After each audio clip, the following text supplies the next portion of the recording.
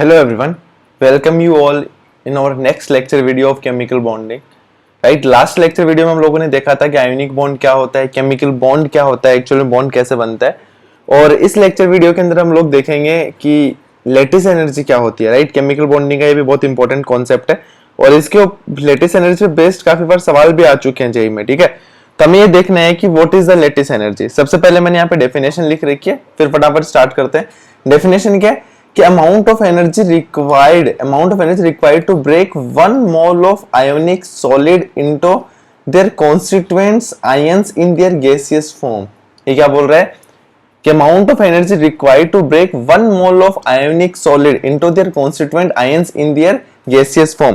कि अगर मान लो हमारे पास में कोई आयोनिक, हमें पता है आयोनिक कंपाउंड सॉलिड स्टेट में एग्जिस्ट करता है, अगर 1 मोल आयोनिक कोई सॉलिड है हमारे पास में, उसको उसके कॉन्स्टिट्यूएंट आयंस में और उनके गैसेस फॉर्म में ब्रेक करने में जो एनर्जी लगेगी उसी को क्या बोलते हैं, ionic lattice energy. For example मान लेते हैं हमारे पास में NaCl सॉलिड है। ठीक है, ये आयोनिक कंपाउंड है, ब्रेक होगा तो किस में ब्रेक होगा, Na+, और लेकिन उसको गैसियस फेज में लाना, और दूसरा Cl-, ये भी उसके गैसियस फेज में।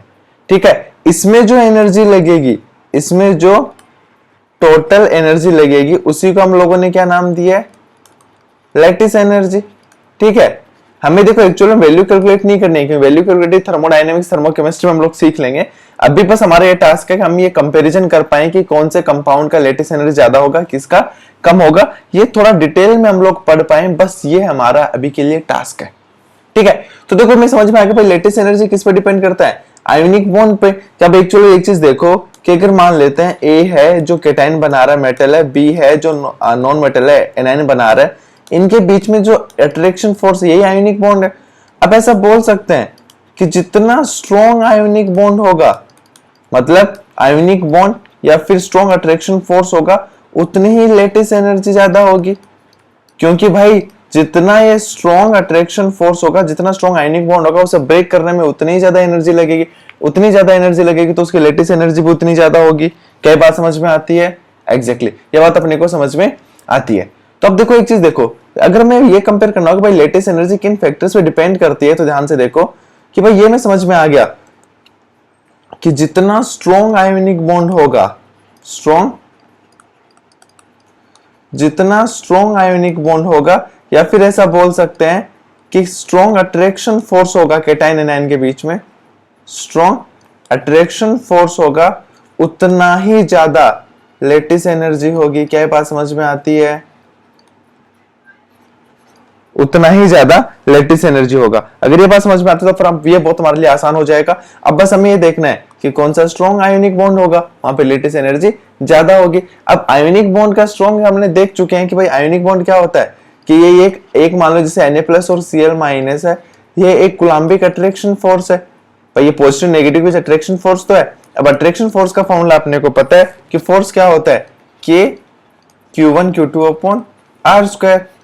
पक्का क्या ये अट्रैक्शन फोर्स होता है? तो ऐसा बोल सकते हैं कि जब Q1 एंड Q2 का मल्टीप्लिकेशन बढ़ेगा, अगर Q1 Q2 बढ़ेगा तो हमें पता है कि अट्रैक्शन फोर्स भी बढ़ेगा, और जब R बढ़ेगा मतलब डिस्टेंस बढ़ेगा तो अट्रैक्शन फोर्स क्या होगा, कम होगा। अब R क्या है, दो चार्जेस के बीच की डिस्टेंस है। तो ये हमारे लिए बहुत आसान हो जाएगा।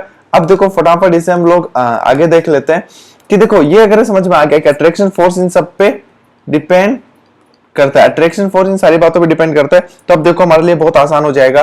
कैसे कि देखो कि मान लेते हैं कि भाई A है केटाइन है और B है एनायन है, इनके बीच का अट्रैक्शन फोर्स है, ये आयनिक बॉन्ड है, इसकी लेटिस एनर्जी देखना है, और हमें पता है डिस्टेंस मान लेते हैं D है इनके बीच का, R बोल सकते हो D भी बोल सकते हो। ठीक है, तो अब देखो, अब अगर हम लोग ऐसा बोल सकते हैं कि भाई ये स्ट्रॉन्ग अट्रैक्शन कब होगा कि जब पॉजिटिव या फिर नेगेटिव चार्ज बढ़ेगा। मतलब अगर चार्ज बढ़ेगा तो हम लोग ऐसा बोल सकते हैं कि भाई लेटिस एनर्जी ज्यादा होगी क्योंकि अट्रैक्शन फोर्स ज्यादा होगा। तो क्या ऐसा बोल सकते हैं कि जो लेटिस एनर्जी है, इसको जनरली Le से भी दिखाते हैं कि लेटिस एनर्जी डायरेक्टली प्रोपोर्शनल हो गया किसके, चार्ज ऑफ केटाइन। क्या ये बात समझ में आई क्या कि चार्ज ऑफ केटाइन, कि भाई जितना चार्ज होगा केटाइन पे उसके लेटिस एनर्जी उतनी ज्यादा प्रोपोर्शनल होगी, क्योंकि जब चार्ज ज्यादा होगा इसका मतलब उस पर फोर्स ज्यादा होगा और ये अट्रैक्शन ज्यादा होगा, लेटिस एनर्जी भी ज्यादा होगी। तो क्या ऐसा बोल सकते हैं कि डायरेक्टली प्रोपोर्शनल हो जाएगा चार्ज ऑफ एनायन, कि जो एनायन का चार्ज कितना उसके डायरेक्टली प्रोपोर्शनल होगा। क्या हम लोग इन दोनों को समराइज करके ऐसा बोल सकते हैं कि lattice energy directly proportional Q positive into Q negative. Q positive क्या है यहाँ पे, अब फिर से बता दे रहा हूं, बहुत इंपॉर्टेंट है, बहुत ध्यान से देखिएगा। Q पॉजिटिव क्या है यहां से,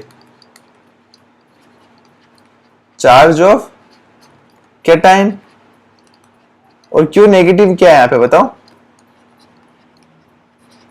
चार्ज ऑफ एनायन। ये जितना ज्यादा होगा लेटिस एनर्जी उतनी ज्यादा होगी। दूसरा पॉइंट हमें पता है कि भाई डिस्टेंस का हम लोगों ने देखा था कि जब आर के लेटिस एनर्जी होगा, फोर्स होगा आर के इनवर्सली प्रोपोर्शनल होगा। आर क्या है यहाँ पे, distance between cation and anion. तो ऐसा बोल सकते हैं कि lattice energy inversely proportional positive का रेडियस प्लस नेगेटिव का रेडियस, कि भाई कैटायन एनायन के बीच का डिस्टेंस होगा उसके इनवर्सली प्रोपोर्शनल होगा। क्या बात समझ में आई क्या, राइट? कि अगर ये बात समझ में आई तो फिर देखो फटाफट आगे हम लोग बढ़ते हैं, कुछ एग्जांपल्स हम लोग और करते हैं। कि देखो यहाँ पे अपने को समझ में आ गया लेटिस एनर्जी डायरेक्टली प्रोपोर्शनल हो गया कैटायन पे चार्ज के, लेटिस एनर्जी डायरेक्टली प्रोपोर्शनल है एनायन के चार्ज के, और lattice energy directly inversely proportional हो जाएगा उनके बीच के दोनों के डिस्टेंस के। ठीक है, और साथ साथ में देखो लेटिस एनर्जी एक टाइप और होता है जो हम लोग आगे पढ़ेंगे।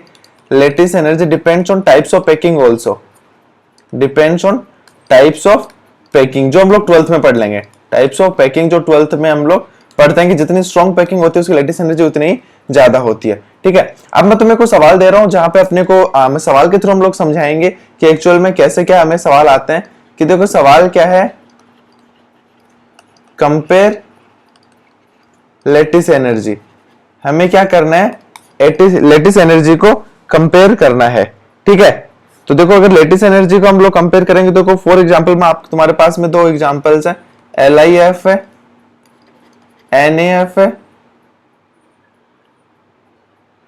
राइट, KF है। मतलब इनमें लेटिस एनर्जी कंपेयर करना है। हमें पता है लेटिस एनर्जी भाई चार्ज के डायरेक्टली प्रोपोर्शनल होता है और साइज के इनवर्सली प्रोपोर्शनल होता है। तो देखो सबसे पहले हम लोग चार्ज देख ले, ध्यान रखना चार्ज डोमिनेट करता है। तो lithium plus fluorine minus, sorry sodium plus fluorine पे माइनस, पोटेशियम प्लस फ्लोरीन पे माइनस। तो इस केस में देखोगे तो चार्ज क्या है भाई, चार्ज क्या आ गया यहाँ पे, सेम, चार्ज सेम आ गया। तो फिर हम लोग देखेंगे क्या, साइज में डिफरेंस देखो, फ्लोरीन तो सेम है। ठीक है, अब लिथियम सोडियम पोटेशियम में अगर साइज का और कंपैरिजन में पूछूं तो क्या आएगा, पोटेशियम सबसे ज्यादा, फिर सोडियम, फिर लिथियम। ये ऑर्डर आएगा किसका, साइज का, और साइज के इनवर्सली प्रोपोर्शनल होता है। तो हम लोग ऐसा बोल सकते हैं अगर लेटिस एनर्जी कंपैरिजन पूछा, लिथियम प्लस सबसे ज्यादा, फिर NAF, फिर KF।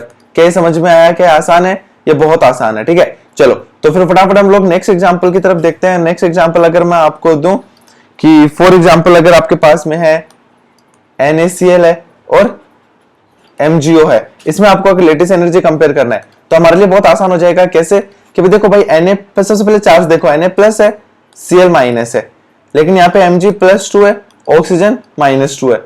हमें पता है लेटिस एनर्जी डायरेक्टली प्रोपोर्शनल होता है किसके, चार्ज के। तो भाई देखो चार्ज ज्यादा है मतलब इसकी लेटिस एनर्जी भी ज्यादा है।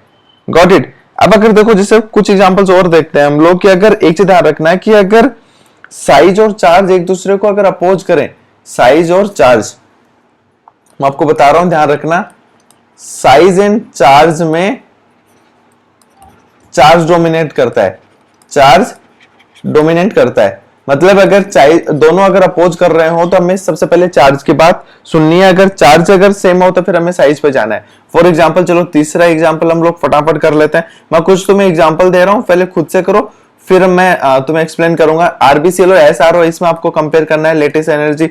और जैसे फॉर एग्जांपल तुम्हें Na2O एंड Na2S में कंपेयर करना है। नेक्स्ट एग्जांपल तुम्हें NaCl एंड Na2S में कंपेयर करना है। इतना कंपेयर करो फटाफट, उसके बाद हम लोग देखते हैं। वीडियो पॉज करो, कंपेयर करना स्टार्ट करो।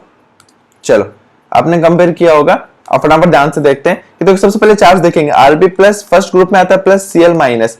SR देखो ये सीरियम मतलब को सेकंड ग्रुप में आता है, मतलब ये SR प्लस 2 रहेगा, ऑक्सीजन माइनस 2 रहेगा। अब सबसे पहले हम लोग क्या देखेंगे, हमें पता है कि भाई चार्ज डोमिनेट करता है, तो यहाँ पे लेटेस्ट एनर्जी का ऑर्डर ये रहेगा। अब यहाँ पे देखो, अगर चार्ज देखो, सबसे पहले Na+O-2 Na+ सल्फर -2। अगर इन दोनों पे अगर चार्ज सेम है, देखो चार्ज सेम आ गया, तो फिर हम लोग किस पे जाएंगे, साइज में डिफरेंस देखो, यहाँ पे सोडियम है सल्फर है, यहाँ पे सोडियम ऑक्सीजन है, यहाँ पे देखो ज्यादा डिफरेंस आ रहा है, इसका मतलब भाई ये Na2O की लेटेस्ट एनर्जी ज्यादा होगा, क्योंकि इसके साइज छोटी है ऑक्सीजन के। साइज देखोगे तो सल्फर ज्यादा होता है ऑक्सीजन के, तो इनवर्सली प्रोपोर्शनल होता है। Na+Cl- Na+Cl-, Na+2 सबसे पहले चार्ज देखेंगे, इसलिए Na2O की लेटेस्ट एनर्जी ज्यादा हो जाएगा, राइट। अगर ये बात अपने को समझ में आता है तो बहुत इंपॉर्टेंट है, हमारा काम बन गया, लेटेस्ट एनर्जी कंपेयर करना आ जाएगा। तो क्या हम लोग ऐसा बोल सकते हैं लास्ट में, अगर समरी में हम लोग लिखना चाहें, तो जिसके लिए लेटेस्ट एनर्जी ज्यादा होगा, ध्यान से देखो, जिसके लिए लेटेस्ट एनर्जी ज्यादा होगा तो क्या उसके लिए स्ट्रॉन्ग आयोनिक बॉन्ड होगा क्या, डेफिनेटली स्ट्रॉन्ग आयोनिक बॉन्ड होगा, आयोनिक बॉन्ड उतना ही स्ट्रॉन्ग होगा। दूसरा क्या, एक चीज ध्यान रखना कि जब हम लोग कोई भी आयोनिक कंपाउंड होता है, कोई भी आयोनिक कंपाउंड होता है, जब उसे हम लोग डिसॉल्व करते हैं वाटर में, when you dissolve in water, it's latest energy decreases, it's latest energy decreases. अभी देखो डिक्रीज क्यों होता है, ये बहुत इंपॉर्टेंट, थोड़ा सा ध्यान रख लेना कि देखो जैसे मान लो कि फॉर एग्जांपल Na+ और Cl- को जैसे जैसे हमने वाटर में डिसॉल्व किया, तो देखो वाटर में क्या होता है, H2 मॉलिक्यूल्स कैसे रहेंगे, H पॉजिटिव, मतलब delta positive, oxygen delta negative, तब क्या होगा, क्लोरीन को थोड़ा सा अट्रैक्ट करने लग जाएगा, इधर से ऑक्सीजन है H2 का, वो इसे अट्रैक्ट करने लग जाएगा, तब इसके बीच का जो फोर्स, अट्रैक्शन फोर्स NaCl का, वो थोड़ा सा क्या हो जाएगा, वीक। जैसे वीक हो गया तो बताओ उसकी लेटेस्ट एनर्जी भी क्या हो जाएगी, डिक्रीज हो जाएगी। क्या बात समझ में आई? तो लेटेस्ट एनर्जी के बारे में सबको डिटेल में हम लोग पढ़ चुके हैं। बाकी अगर आपको कुछ भी डाउट है तो आप अपना डिस्क्रिप्शन बॉक्स में अपना टेलीग्राम चैनल है वो ज्वाइन कर सकते हैं। बाकी अगर आपको ये वर्थ इट लगा तो आप अपने दोस्तों के साथ शेयर कर सकते हैं, क्योंकि शेयरिंग इज द